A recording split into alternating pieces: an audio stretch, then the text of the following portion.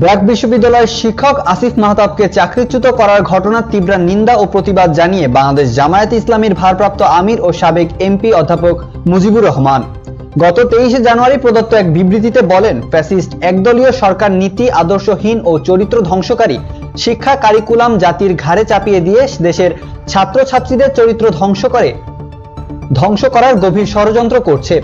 বাংলাদেশের 92% মুসলমান এই শিক্ষা কারিকুলাম প্রত্যাখ্যান করেছে।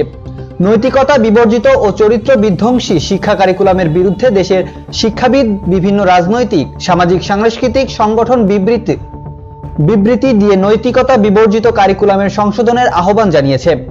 সরকার তার তোয়াক্কা না করে জাতির ঘাড়ে একটি অনৈতিক শিক্ষা ব্যবস্থা চাপিয়ে দিচ্ছে। এরই প্রেক্ষাপটে ব্র্যাক বিশ্ববিদ্যালয়ের শিক্ষক জনাব আসিফ মাহতাব একজন সত্যিকারের আদর্শবান শিক্ষকের মতোই ভূমিকা পালন করেছেন। জনাব আসিফ তার বিবেকের তাড়নায় সমকামিতার বিরুদ্ধে কঠোর আলোচনা করেছেন।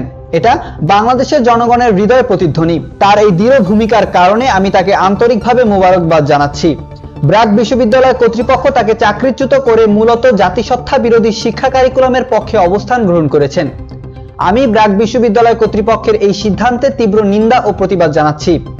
জনাব আসিফ মাহতাব যে সাহসী ও দৃঢ় অবস্থান নিয়েছেন তার প্রতি শ্রদ্ধা প্রদর্শন করে দেশের শিক্ষক সমাজ, আলেম ওলামা, ছাত্র, অভিভাবক ও আপামর জনতাকে এগিয়ে আসতে হবে।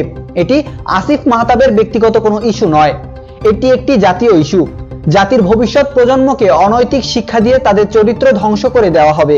আর দেশের ইসলাম প্রিয় জনতা দাঁড়িয়ে দাঁড়িয়ে তামাশা দেখবে, তা মনে করলে ভুল করা হবে। সরকার আত্মঘাতী শিক্ষানীতি রুখে দাঁড়াবার জন্য আমি জাতি, ধর্ম, বর্ণ নির্বিশেষে দেশবাসী সকলের প্রতি আহ্বান জানাচ্ছি। সেই সাথে জনাব আসিফ মাহতাবকে চাকরিচ্যুত করার অন্যায় আদেশ প্রত্যাহার করে অবিলম্বে তাকে পুনর্বহাল করার জন্য আমি ব্র্যাক বিশ্ববিদ্যালয় কর্তৃপক্ষের প্রতি আহ্বান জানাচ্ছি।